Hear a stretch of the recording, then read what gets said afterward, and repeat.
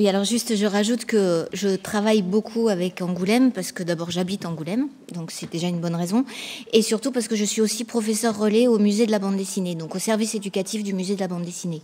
On m'entend comme il faut, ça va? Oui, oui. Alors, enseignement et bande dessinée, voilà l'association qui nous préoccupe aujourd'hui et qui reste encore et toujours problématique. Problématique, oui, car même si plus de 5000 bandes dessinées paraissent chaque année, même si 2020 et en partie 2021 furent l'année de la bande dessinée, on peut dire encore sont, parce qu'on y est encore, même si de plus en plus de disciplines scolaires s'emparent de la bande dessinée, cette dernière reste encore peu présente à part entière dans les programmes scolaires. Apprendre les langues par la bande dessinée, comprendre la Shoah par la bande dessinée, l'algèbre linéaire en bande dessinée sont des intitulés de stages ou de livres qui montrent un intérêt certain pour le 9e art, mais qui, à mon sens, montrent aussi que l'on tourne autour de l'objet sans le traiter véritablement. La difficulté réside aussi dans le fait que la bande dessinée n'appartient pas à une matière, puisqu'elle peut être dans toutes, et puis il y a encore et toujours ancré bien profond l'idée des petits Mickey. Du côté divertissant de la bande dessinée, combien de fois entend-on non, il lit pas de livre, il lit de la bande dessinée, ou oui, vous faites de la bande dessinée, mais vous travaillez quand même, ce genre de choses. La bande dessinée mérite qu'on l'étudie en tant que telle, pour ce qu'elle est, et non comme tremplin, comme passerelle vers d'autres disciplines. Mais à l'heure actuelle, peu de formations, peu de livres se proposent de l'envisager ainsi. Il faudra penser un jour à un programme de bande dessinée, son histoire, ses codes, sa pratique, comme il y a un programme de théâtre, de cinéma ou d'histoire de l'art dans les établissements scolaires, avec des enseignants formés à ce champ disciplinaire encore en friche. En attendant, il faut bien tout de même faire quelque chose pour avancer dans cette direction en montrant aux enseignants tout ce que peut apporter l'enseignement de la bande dessinée en classe. Alors, comme le disait tout à l'heure Philippe, l'Académie de Poitiers se compose de 4 départements, dont celui de la Charente, préfecture Angoulême, capitale de la bande dessinée, et elle met donc en œuvre depuis de nombreuses années des dispositifs qui permettent le développement des compétences en bande dessinée, tant chez les élèves que chez les enseignants. Une chose importante, à chaque dispositif que nous mettons en place est associée une formation d'enseignants, car il est plus rassurant de se lancer dans un domaine inconnu si on sait un peu où on met le pied et si on a quelques billes. Je me propose de vous détailler quelques-uns de ces dispositifs en essayant de ne pas être trop barbante. Nous envisagerons les projets bande dessinée du plus petit, donc peu chronophage, pas trop, au plus ambitieux. Il y a tout d'abord les dispositifs de lecture. Il y en a un petit paquet, alors je vais en traiter quelques-uns, vous montrer un petit peu ce qui est possible de faire et ce qu'on organise. Puis les dispositifs où la pratique de la bande dessinée est au cœur de la classe, et puis donc qui englobe à chaque fois lecture et pratique. Et puis donc certains sont étendus quand même sur toute la Nouvelle-Aquitaine et parfois même au-delà. Et puis je terminerai par une expérimentation extrêmement intéressante dont je tenais à vous faire part parce que nous cherchons désespérément des chercheurs qui pourraient s'y intéresser, qui est mise en place dans un collège d'Angoulême qui s'appelle le collège Marguerite de Valois. Alors, je vais commencer d'abord par les prix, donc ce qui concerne la lecture, et tout d'abord par évidemment les prix du Festival de la bande dessinée d'Angoulême. Depuis une quinzaine d'années pour le plus ancien, le FIBD, en partenariat avec le rectorat, organise des prix. Deux dont je m'occupe. Le prix des écoles est un peu plus restreint puisqu'il ne concerne que les écoles d'Angoulême. Il n'y a que 4 classes qui participent. Mais sur les 2 autres prix, le prix des collèges et des lycées, pour le plus récent, il y a 8 classes de 6e et de 5e et 8 à 10 classes de lycée de l'Académie qui sont choisies pour travailler d'octobre à fin janvier sur une sélection de 5 albums. Le déroulement est le suivant. Dès la rentrée, les professeurs candidatent. Ils ont 3 semaines pour le faire. On fait un appel sur toute l'Académie. Fin septembre, ils reçoivent la validation de leur inscription et sont convoqués à Angoulême pour une journée de formation. Le matin au Festival de la bande dessinée et l'après-midi à la Cité de la bande dessinée. Donc le matin, on voit l'aspect pratique, tout ce qui concerne le festival, où est-ce qu'on pose le car, comment on se promène avec les élèves, quelles sont les expositions à voir, etc. Et en revanche, l'après-midi, on est plus sur la pédagogie, l'aspect vraiment autour des bandes dessinées. Qu'est-ce qu'on fait avec ces albums, comment on les lit, comment on travaille en classe qu'est-ce qu'on peut faire, et éventuellement, on apporte aussi toutes les connaissances côté code de la bande dessinée dont tu parlais, espace intericonique, Emanata, etc.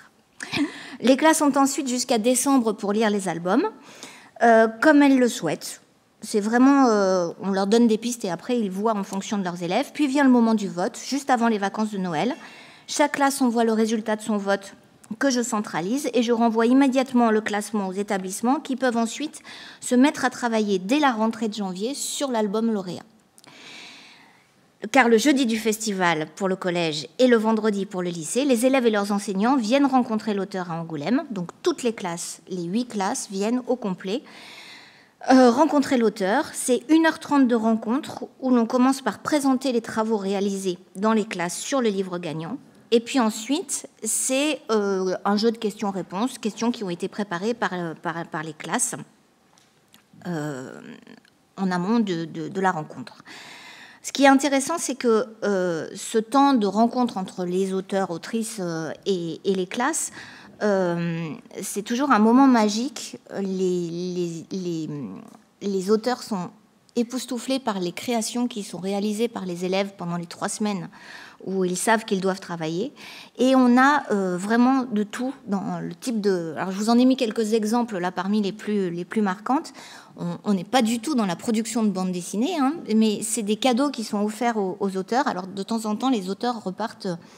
Alors, je précise toujours qu'ils repartent en TGV en général et qu'ils n'ont pas beaucoup de place, mais ils ont un globe, un avion, enfin on a une petite valise pop-up avec plein de choses dedans, et qui en fait sont des comptes rendus de leur lecture. Et c'est ce qu'ils ont retenu des albums à chaque fois qui est important ici. Donc on a des choses visibles comme ça, des objets, et puis parfois c'est des choses qui sont plus virtuelles. On a eu des pièces de théâtre, des petites scénettes qui ont été jouées.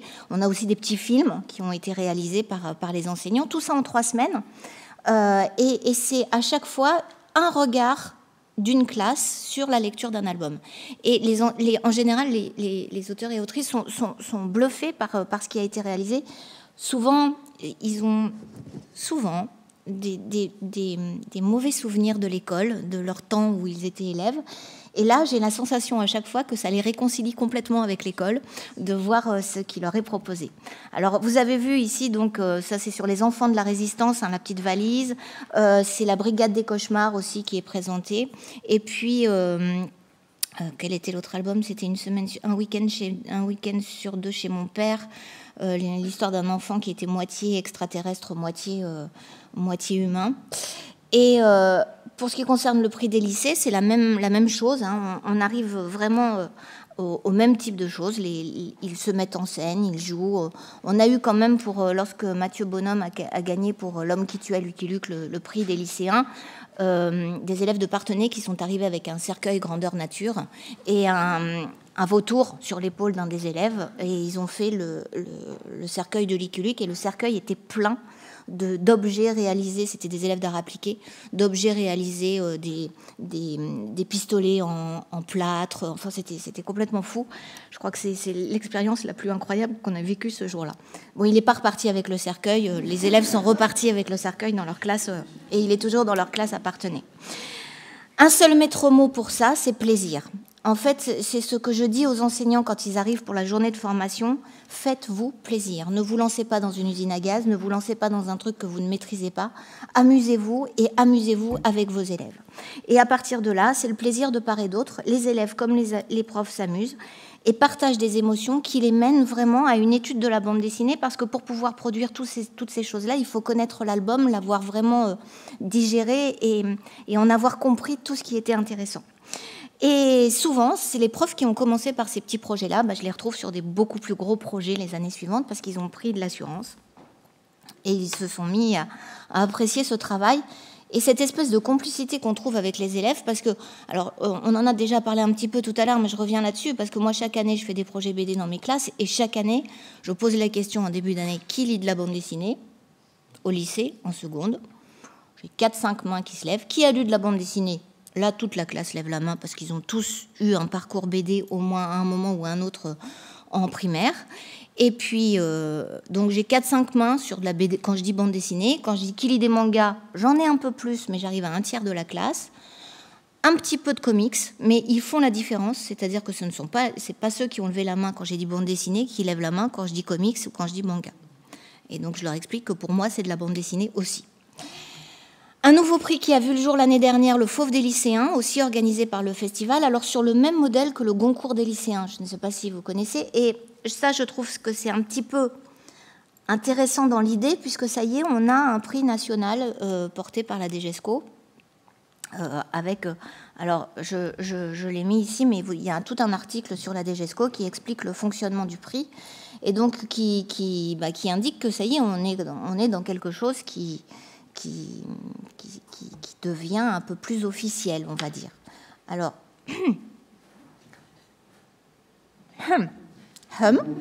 ça marchait tout à l'heure. Je veux bien réessayer, mais c'est pas grave, sinon tant pis. Enfin, toujours est-il que vous pouvez aller sur le site de la DGESCO pour aller voir le déroulé du Fauve des lycéens. On vient de faire le recrutement des 30 lycées qui vont participer cette année. L'année dernière, il y avait eu des petits couacs qui ont fait que ça n'avait pas trop bien fonctionné. Cette année, on est arrêté à 30 avec le même nombre de lycées généraux que de lycées professionnels. Ce qui est très important aussi, puisque l'année dernière, le petit couac en question, c'est qu'il y avait quasiment que des lycées professionnels qui étaient inscrits. Parce qu'il faut aussi lutter contre quelque chose, enfin sur lequel vraiment je milite à fond, c'est que la bande dessinée, c'est pas facile. Et on a beaucoup tendance à proposer des ouvrages de bande dessinée en lycée professionnel parce que c'est plus facile comme lecture, ce qui est totalement faux. Les compétences qui sont demandées en bande dessinée sont des compétences complexes, de la même façon, voire plus même. Et donc voilà, on voulait rétablir ça. Et surtout, ce qui est intéressant dans le fait de mélanger les publics, c'est que disons-le, hein, c'est vrai que les lycées professionnels, on a tendance à dire que c'est pour les élèves qui sont plus en difficulté avec le milieu scolaire, etc., et qu'il y a quelque chose, une connotation négative autour de ça. Et moi qui prends depuis des années pour le prix des lycéens de l'Académie de Poitiers, moitié lycée professionnel, quand une question est posée dans la salle par un élève, je défie quiconque de me dire si c'est un élève de lycée général ou de lycée professionnel. La lecture qu'ils font des albums est la même et le travail qu'ils ont réalisé est équivalent. Donc je trouve que c'est très important justement de mélanger les publics et de redonner la place aux élèves de lycée professionnels qui ont un cerveau et qui savent s'en servir aussi. Donc ces prix de lecture, ils sont intéressants. Donc le Fauve des lycéens, oui, donc il y aura une rencontre, hein, c'est le même principe, c'est-à-dire que moi, ce sur quoi j'insiste dans les prix de l'Académie de Poitiers, c'est que toutes les classes participent à la rencontre avec l'auteur. Pour le Fauve des lycéens, ce sera comme pour le Goncourt des lycéens, c'est-à-dire que c'est un élève qui vient représenter sa classe et on n'est pas exactement dans la même dynamique. Mais ceci dit, je trouve que c'est très bien qu'il existe et c'est parfait qui ait eu ce prix. Et d'ailleurs, le Fauve des lycéens de l'an dernier, qui a été attribué à Podum, montre bien que les choix que font les lycéens sont des choix sensés et des choix extrêmement importants. Donc ces prix de lecture, ils sont intéressants car ils permettent à des enseignants de se lancer, qu'ils soient impulsés par l'éducation nationale, rassure. En effet, ça donne un aspect officiel, une caution à des ouvrages qui ne font pas l'objet d'un programme. De plus, il s'agit d'un projet qui engage une classe, et ça pour moi aussi c'est très important. C'est pas un groupe, c'est pas un club, c'est une classe, c'est-à-dire avec des élèves qui lisent de la bande dessinée, avec des élèves qui n'en lisent pas, avec des élèves qui aiment la bande dessinée et avec des élèves qui n'aiment pas ça. Et ça c'est important aussi. Moyennant quoi, ça oblige les enseignants à travailler l'ensemble de la classe et à trouver des entrées pour tout le monde. Et ça, c'est quelque chose qui, à mon avis, est important. Et plus il y a d'enseignants engagés autour d'une classe, et plus le projet est réussi en général aussi. Un autre prix de lecture dont je voulais vous parler aussi, c'est le prix Minami Manga. Il y en a plein, hein, des prix de lecture, mais je voulais insister sur celui-là. Parce que c'est un prix qui est fait en partenariat avec la Cité de la bande dessinée et qui réunit plus de 1000 lecteurs de manga. Et c'est un prix qui concerne tous les élèves de la 6e à la terminale. Et c'est la même sélection de manga de la 6e à la terminale. Et je crois que... alors là, on est sur des volontaires ici. Hein, c'est-à-dire que cette fois-ci, on a des élèves qui sont déjà imprégnés, qui sont en général des fans, Alors, quand je dis fans, c'est pas des petits fans, hein, c'est des vrais gros fans. Et ils se retrouvent à la fin de l'année pour une journée à la Cité de la bande dessinée, avec au programme visite d'exposition, débat. Alors, ils ont tous 1h30 de débat dans la journée, ou le matin ou l'après-midi. Il y a toute la cité qui est consacrée à Minami Manga. Donc, il y a plusieurs salles de débat. Et je pense que... et donc, ils doivent voter aussi pour leur manga préféré. Et on a un petit moment qui est absolument extraordinaire. C'est entre midi et 2, pendant le pique-nique sur le parvis devant la Cité de la bande dessinée. Tous les élèves sont là pour pique-niquer et on a concours de cosplay où tous les costumes sont réalisés par les élèves. C'est-à-dire qu'on n'a pas de costumes achetés. Ils travaillent toute l'année à la réalisation de leurs costumes. Et donc, on a un gros jury aussi pour choisir les costumes, vérifier que c'est vraiment des vrais costumes qui ont été faits. On a les preuves, on a les couturiers qui ont bossé avec eux, quasiment la facture des tissus presque, hein, pour être sûr que ce soit vraiment ça. Ce qui est tout de même à signaler ici, c'est que l'argumentation, elle est au cœur de ce projet. Je vous ai dit 1h30 de débat par groupe. Et c'est le seul prix que je connaisse. Moi, je regrette de ne pas avoir filmé ce moment-là auquel j'avais assisté, où dans une salle, donc la salle Nemo, 220 élèves installés, un petit sixième a pris la parole, a pris le micro et a tenu tête à un terminal sur un manga pour lui expliquer que non, le manga qu'il défendait était bien meilleur que celui que le terminal lui proposait. Et l'élève de terminal s'est rassis et il y a une écoute. Je ne connais pas ça ailleurs. Non. Alors jusque-là, on arrivait à 600 élèves qui venaient, on passe à 1200 cette année. Et du coup, on fait 2 jours. Donc on va avoir 2 défilés cosplay et 2 jours d'argumentation autour des mangas. Vous avez, d'ailleurs, il y a un blog, hein, alors je n'y retourne pas parce que j'ai peur que ça ne marche pas. Donc... Il y a un problème réseau ? Bon, alors j'y retourne pas, mais vous aurez les références. Alors, maintenant, on passe au dispositif donc, qui place cette fois-ci la pratique de la bande dessinée au cœur de la classe. Et je vais commencer par un dispositif qu'on a mis en place il y a 5 ans avec la Cité de la bande dessinée, le rectorat de Poitiers et la DRAC, qui s'appelle Cap BD, classe à projet bande dessinée. Donc, en fait, c'est un dispositif dont l'objectif est d'aider des classes et leurs enseignants à réaliser un projet où la bande dessinée est étudiée sous tous ses aspects, et évidemment en tenant compte des 3 piliers de l'EAC, rencontrer, s'approprier, pratiquer. Depuis l'année scolaire 2017-2018, 50 projets ont été retenus.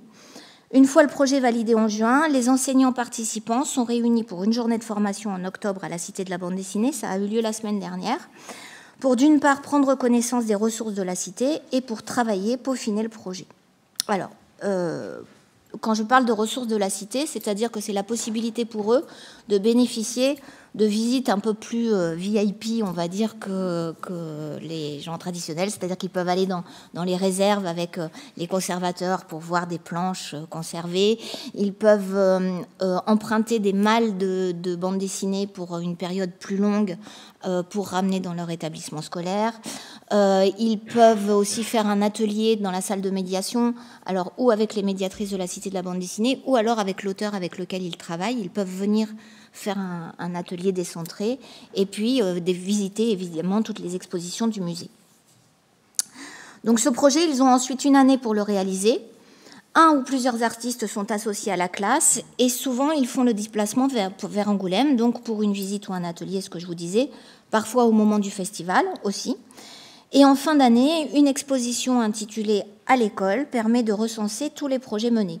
Elle est visible tout l'été à la Cité de la bande dessinée. On retrouve des exemples de production, un descriptif des projets menés et des photos du travail en classe avec l'artiste qui a travaillé avec la classe. Il est fréquent que des classes ayant participé à Cap BD demandent à nouveau à y participer et nous accédons à leur demande lorsqu'il s'agit de nouveaux aspects, d'un nouveau programme d'études. C'est-à-dire que si nous reçussent le même projet l'année suivante, on dit non, vous l'avez fait, c'est bien. Mais ce qu'on veut, c'est de l'innovation, de la création et des choses un petit peu différentes pour que justement les enseignants choisissent d'aller explorer des nouveaux terrains. Depuis le début du dispositif, des classes participantes ont lu beaucoup, puisqu'il y a tout un aspect lecture évidemment de bande dessinée, et réalisé des planches de bande dessinée ou des recueils sur leur ville, sur leur établissement, sur la guerre civile en Espagne, sur l'esclavage, sur les enfants résistants, sur le merveilleux, sur les monstres, et même sur le Vendée Globe, mais aussi des bandes dessinées géantes. Un cyborg qu'on peut voir au musée de la bande dessinée, qui a été réalisé par une classe de chaudronnerie d'un lycée de La Rochelle. Des portraits, plein de choses différentes. On n'est pas obligé d'être dans la réalisation de la bande dessinée en tant que telle, de la planche de bande dessinée. On peut envisager plein de choses, et c'est ça aussi qui nous intéresse. Dans tous les cas, la bande dessinée a été au cœur de la classe pendant une grande partie de l'année, et les rencontres avec l'artiste ont généralement été des temps forts. Et l'artiste peut intervenir peu ou beaucoup en fonction du projet. C'est-à-dire qu'on, dans Cap BD, on a vraiment des dispositifs où l'enseignant choisit de rencontrer... alors c'est des histoires de budget aussi. On veut que les artistes soient rémunérés selon le tarif de la charte, une demi-journée en général d'intervention. Et à partir de là, en fonction du budget et du temps que les enseignants peuvent y consacrer, on peut envisager tous les projets. Et moi, en général, j'interviens avant le début du projet pour justement leur montrer toutes ces possibilités-là, tout ce qu'ils peuvent faire et comment ils peuvent organiser. Et puis, c'est aussi parfois une histoire de prise de confiance, c'est-à-dire qu'on commence par un petit projet où on a 3 interventions d'auteurs, et puis après, on peut aller à quasiment une résidence d'auteur, ce qui peut arriver aussi. Alors, un nouveau dispositif qui a vu le jour l'année dernière aussi dans l'académie, qui s'intitule Planche de science.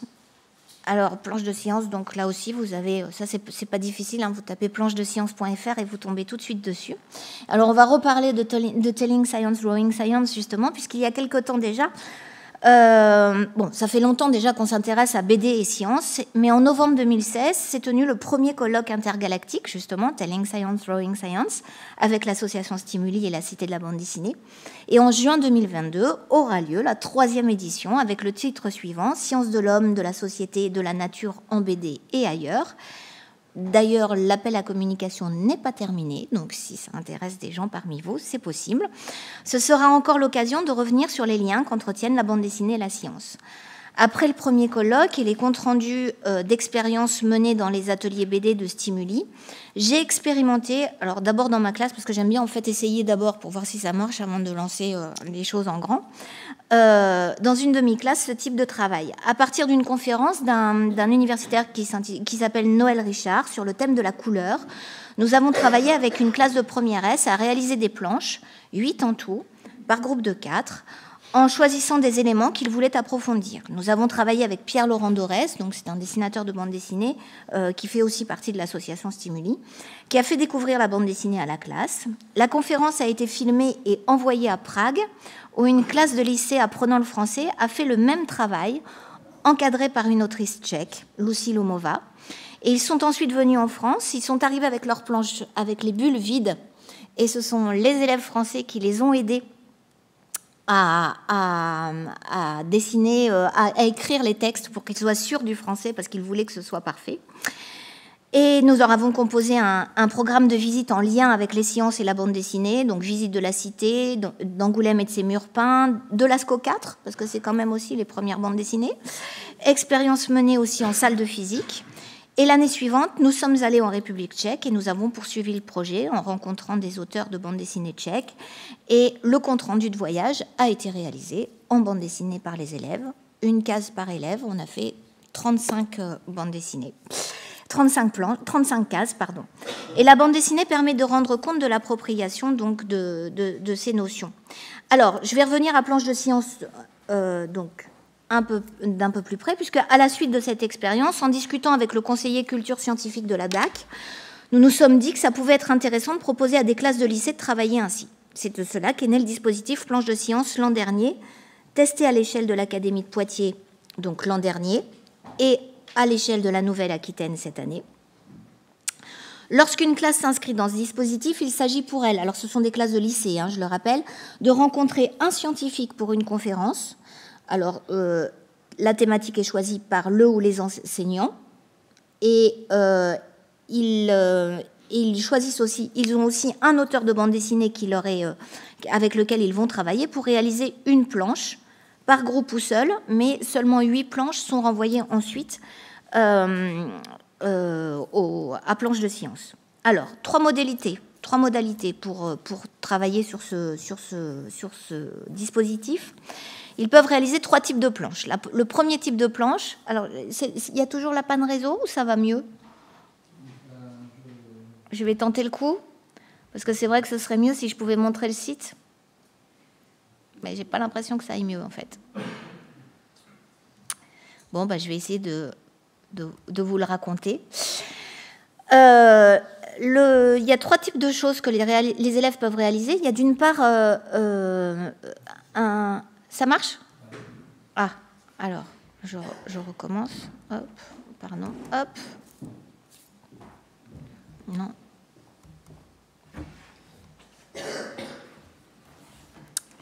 Alors, le premier des dispositifs, c'est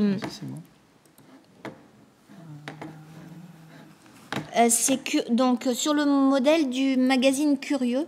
Il me reste 5 minutes. Le magazine Curieux. Donc, alors, je vous... voilà. Hop, merci. Non, mais je vais peut-être pas le montrer. Donc, c'est le principe du vrai du faux. Le vrai du faux, c'est un principe où, en fait, on lutte contre les stéréotypes en bande dessinée. 10 cases pour expliquer un sujet quelconque. Ça, c'est la première possibilité, toujours à partir de leur thématique. La deuxième possibilité, c'est ma conf en BD, comme il y a ma thèse en BD. Là, ils choisissent un élément de la conférence à laquelle ils ont assisté et ils choisissent de l'approfondir et d'en faire une planche en bande dessinée. La troisième possibilité, ça, c'est la prof de français qui ne peut pas s'empêcher d'intervenir dans le côté scientifique, et c'est mes sciences s'inventent. C'est à partir de la conférence qu'ils ont écoutée, même chose. Là, ils inventent quelque chose à partir de ça. On a eu, par exemple, l'année dernière, sur un des projets, il s'agissait en ce qui concerne la classe qui a travaillé, des femmes dans les mathématiques. Et il y a des élèves qui ont inventé la rencontre improbable de plusieurs mathématiciennes d'époques différentes qui se mettent à discuter entre elles. Donc on est dans quelque chose d'un peu plus inventé. C'est maintenant un projet interacadémique porté par le rectorat de Poitiers et les partenaires sont nombreux. La Cité de la bande dessinée, les 4 CCSTI de Nouvelle-Aquitaine, Stimuli, l'ALCA. L'intérêt du projet, outre tout ce qui tourne autour de la restitution d'une planche, sous la forme d'une planche, c'est le site, puisque ce site, il se veut ressource pour les enseignants ensuite. C'est-à-dire que toutes les planches qui seront validées par les universitaires qui auront fait les conférences seront sur ce site, elles y sont déjà, et peuvent servir de ressource à un prof qui veut faire un cours sur quelque chose, et ça peut servir d'amorce, ça peut servir de complément, etc. Enfin, en tout cas, c'est vraiment l'idée qu'on a. L'idée, c'est qu'ici, la bande dessinée ne sera pas que production finale, mais peut devenir aussi amorce d'une réflexion. Enfin, je termine sur mon dernier dispositif, la résidence d'artistes donc du collège Marguerite de Valois. En 2019-2020, en parallèle de la création d'une cité éducative à Angoulême, le conseil départemental a décidé de financer une résidence d'auteur de bande dessinée au collège Marguerite de Valois à Angoulême. Un auteur, en l'occurrence Tristan Lagrange, alias Tristoun, qu'on voit de dos sur l'image, intervient durant toute l'année, plus précisément de novembre à avril, auprès de toutes les classes de 6e du collège, ainsi que de 2 classes de CM2 des écoles du secteur, à raison d'environ 30 heures par classe. Il conserve depuis l'an dernier un volant horaire pour les autres niveaux qui seraient intéressés. Il a une salle à lui, au cœur du collège, où les enseignants bénéficient de 3 journées de formation pour travailler au projet. 2 livres ont déjà été réalisés, ici, voilà, que je vous ferai passer tout à l'heure. Le premier est un peu particulier, car en plus de la difficulté de mettre en place ce type de projet avec une équipe pas spécialement volontaire au départ, il a fallu affronter le confinement et faire tout de même quelque chose. La thématique de l'époque, c'était les monstres. Pour le second, les enseignants souhaitaient travailler sur le thème de la coopération et l'objectif était de faire en sorte que les élèves puissent réinvestir le maximum de connaissances, toutes matières confondues. Nous avons donc opté pour un travail inspiré de l'Oubapo avec des contraintes imposées aux enfants dans les matières, avec à chaque fois une contrainte de fond et une contrainte de forme, mais pas forcément dans la même matière, ce qui a été assez joyeux. Nous ferons le premier stage de la nouvelle session en novembre et nous allons explorer de nouvelles contrées. Ce qui est intéressant ici, c'est que ce n'est pas un projet initié par les enseignants, mais que petit à petit, les enseignants se l'approprient et y trouvent même des points positifs. Chaque année, lorsque je prends le groupe, il faut refaire du lien, mais chaque année, on progresse. Les enseignants, pour la plupart, jouent le jeu et voient la bande dessinée que la bande dessinée aide les élèves à progresser, à la fois dans les compétences psychosociales, écoute, empathie, gérer les émotions, etc., mais aussi dans les compétences plus scolaires. Les enseignants, comme ils sont présents et acteurs dans les ateliers BD, portent un regard différent sur les élèves, puisqu'ils ne sont plus centrés sur leur matière. Alors, je vous ai mis là quelques ressources. Je ne sais pas si je vais avoir le temps de les exploiter. Je voulais juste terminer sur tous ces dispositifs et projets que je vous ai présentés, montrent que la bande dessinée est une source inépuisable de richesse et d'intérêt à partir du moment où l'on s'en empare pour ce qu'elle est, un art à part entière. Donc moi, je pose les questions, à quand une option bande dessinée pour les élèves et à quand une certification bande dessinée pour les enseignants? Alors, je vous montre juste ce dont parlait tout à l'heure sur le site de la Cité de la bande dessinée. Il suffit que vous alliez voir, il y a ressources éducatives.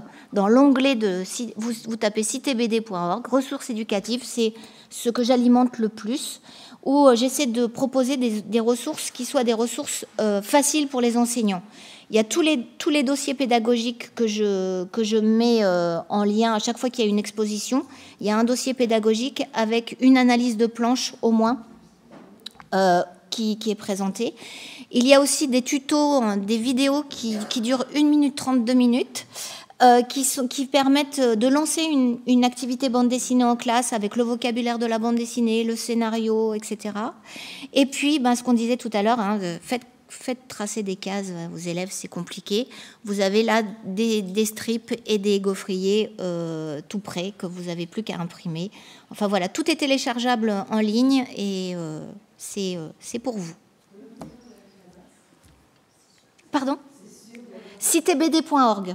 citébd.org et après vous regardez l'onglet ressources éducatives. Merci beaucoup Claire.